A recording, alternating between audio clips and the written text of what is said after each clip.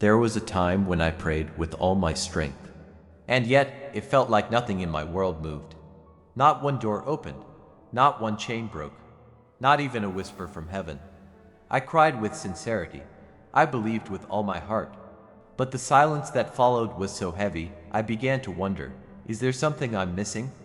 It wasn't rebellion in me. It wasn't unbelief. It was something deeper, something many believers feel but few ever confess. That aching question beneath the surface of their devotion. Why doesn't anything shift when I pray? And I want to speak, not as a preacher today, but as a man who has wrestled through that silence and emerged with fire in his bones.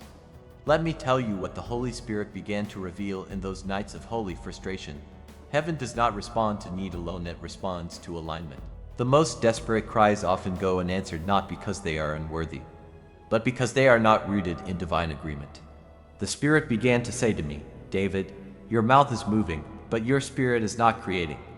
You are praying from earth toward heaven when I have called you to pray from heaven into earth. That is when I saw it. Most prayer is trapped in reaction. We react to sickness. We react to delay. We react to fear. And so, our prayers are shaped by what we see in the natural. But spiritual power never flows from reaction, it flows from revelation. Jesus never prayed in response to problems. He prayed in response to the Father's design. Before he multiplied bread, he saw provision. Before he healed the blind, he saw sight. Before he raised the dead, he saw life. He didn't guess, he aligned. And that is where powerful prayer begins, not in the noise of panic, but in the stillness of vision. Prayer is not a performance. It is not an escape. It is not a wish. It is the womb of the invisible, a holy chamber where the unseen becomes substance. When I learned this, everything changed. My words stopped echoing into empty space and started echoing from the throne of God. I no longer prayed for movement, I prayed from movement. I no longer begged for answers, I released what had already been settled in the Spirit. And I say to those who feel like their prayers have hit a wall, you are not failing. You are being invited into a higher realm, a realm where you don't just speak to God. You create with Him. That, my friend, is where the fourth dimension begins. I remember walking through the sanctuary when it was still empty, just concrete, dust, and scattered beams. There was no sound, no choir, no congregation, but in my spirit, it was already full. I saw the chairs filled. I heard the worship rising.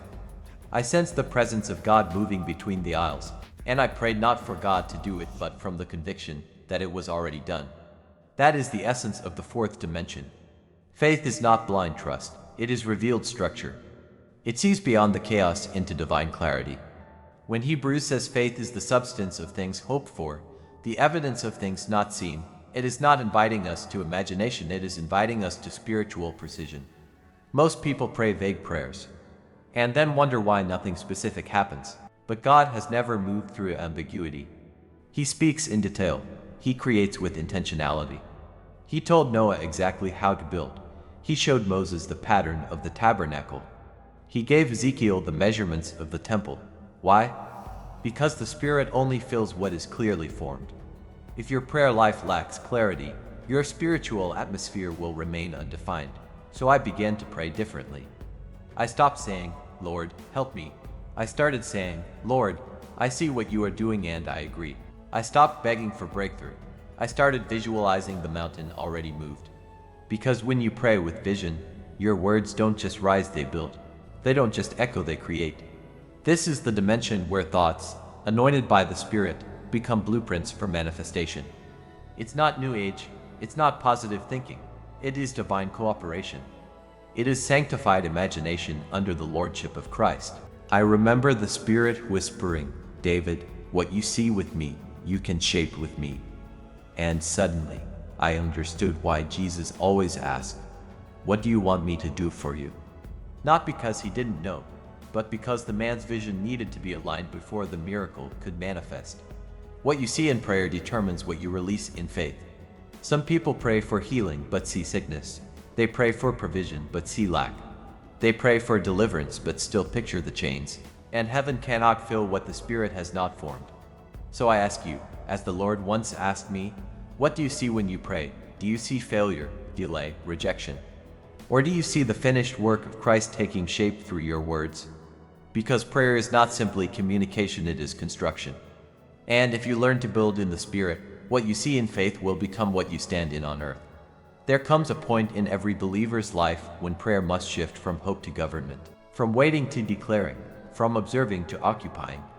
I discovered this when I stopped praying like a stranger and started praying like a son. Too many are still pleading with God as if they are outsiders to his covenant, begging, bargaining, weeping not out of intimacy, but out of fear that nothing will happen. But I say this under the authority of the word. You were not born again to be a beggar at the gates, you were born to be a voice in the council of heaven. When Jesus prayed, he didn't say, "If it be thy will," as an escape from responsibility. He said it from a place of full surrender and full confidence in the Father's design. He was not hiding from the cost, he was yielding to the completion. We must stop using humility as a mask for unbelief. The prayers that shake the earth are not those shouted from emotion, but those rooted in identity. Jesus did not whisper in the storm because he was unsure. He slept in the storm because he was certain. I remember once, during a time of spiritual attack, I knelt to pray and found no words. The fear was heavy, the opposition was thick. And then the Holy Spirit thundered within me, "Stand up. You were not called to kneel before fear, you were called to speak to it." And in that moment, I stood not because I felt strong, but because I had remembered who I was. The enemy does not fear your volume. He fears your agreement with God. Hell trembles when a believer stops echoing his problem and starts declaring God's verdict. And this is why the dimension of prayer I speak of today is so rarely entered. It demands transformation before manifestation. You must be changed inwardly before you can shape outwardly. You cannot pray for freedom while thinking like a captive. You cannot speak healing while holding onto images of sickness. You cannot declare victory while nurturing fear in secret. This kind of contradiction weakens your spirit and neutralizes your voice. But when your thoughts, your words, your spirit, and your vision come into holy alignment, then the impossible begins to bow. Then chains start to break, not just around you, but through you. Because now your mouth is no longer yours. It has become a vessel of heaven's decree. And I say this with trembling. The church is not waiting for more gifted speakers, it is waiting for aligned intercessors. Voices who no longer pray from their pain, but from God's purpose. Who no longer cry from uncertainty, but create from conviction. That is when the spiritual realm begins to bend. That is when the invisible becomes obedient. That is when the will of God is not just believed, but released. I did not learn this kind of prayer in a classroom. I learned it in the furnace. In the quiet moments when the crowd was gone, the miracles were silent, and all I had was the Spirit and a promise not yet visible. It was there that I understood. Prayer is not the place where I plead for mercy, it is the place where I mirror heaven. The fourth dimension is not a theory. It is the spiritual operating room where heaven's will is transferred into earth's reality. And you, beloved, were never called to watch from the outside.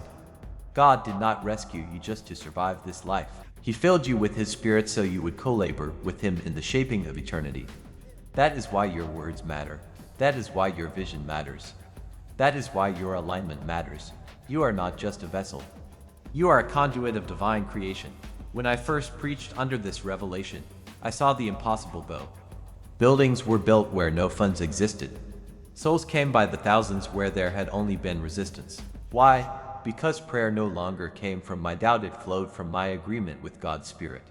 And once that shift happens in you, you will never again settle for powerless prayer. You will stop praying as a reaction to the problem, and start declaring as a reflection of the solution. You will stop weeping over closed doors, and start speaking to gates. You will stop repeating words, and start releasing realities.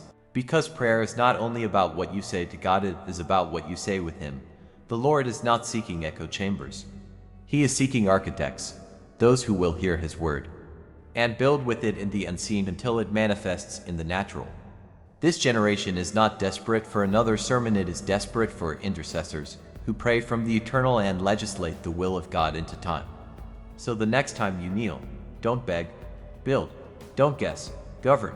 Don't wait for heaven to move with heaven. Because in that place where faith, vision, and the word become one, you will find the true purpose of prayer, not survival, creation. And that, my friend, is how you pray with power.